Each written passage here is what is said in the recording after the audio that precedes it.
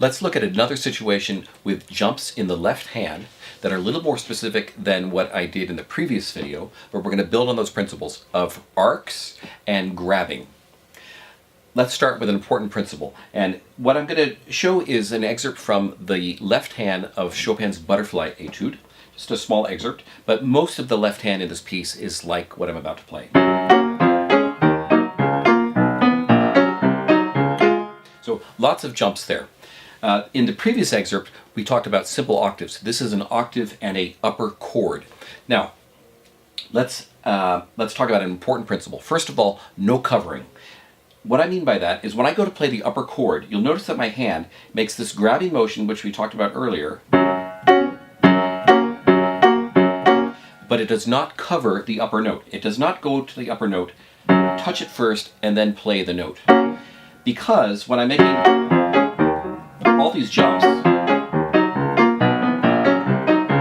I don't have time to stop my hand, to stop that momentum, touch the note first, and then play it. It's going to throw off all the natural rhythm of my motion. If you think of a ball bouncing, it does not go up in the air and then almost hit the ground and then stop and then hit the ground.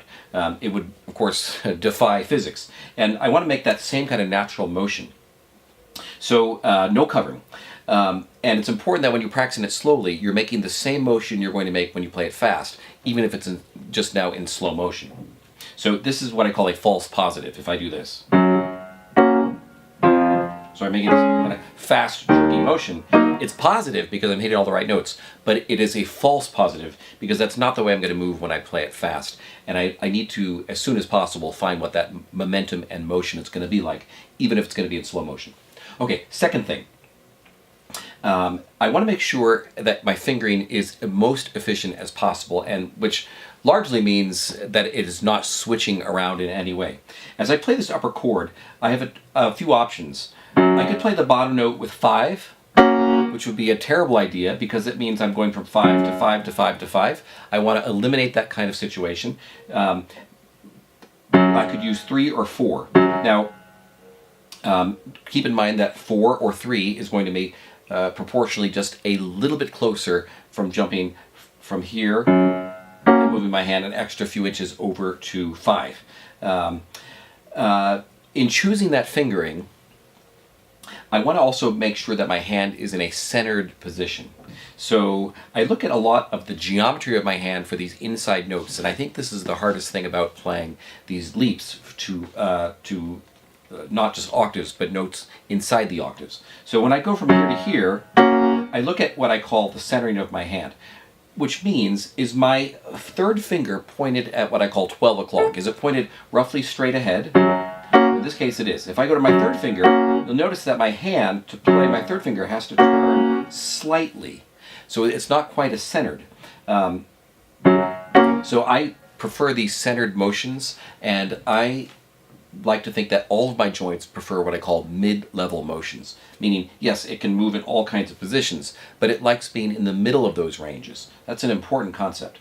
Now, so once I know my fingering, I also want to make sure that I don't play these 4 measures over and over. I will play each leap over and over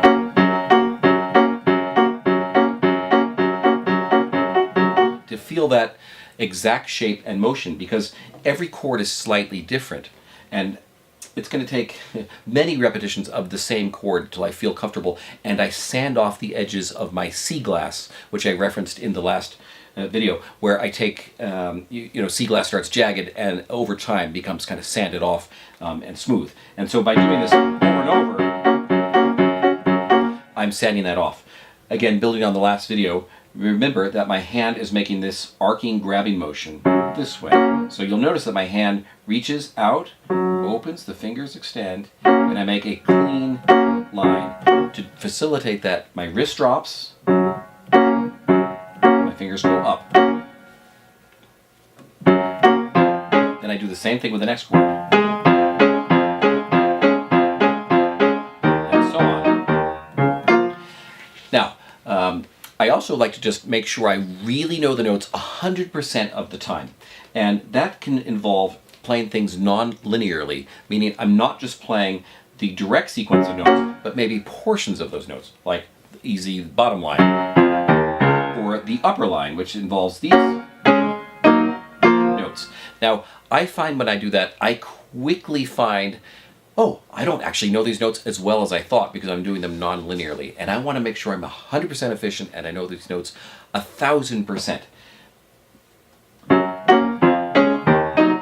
Just playing straight linearly will not necessarily dictate that, because I will be not using, I'll be using a lot of muscle memory, but I want to make sure I'm building on other kinds of memory, which is a whole other separate video.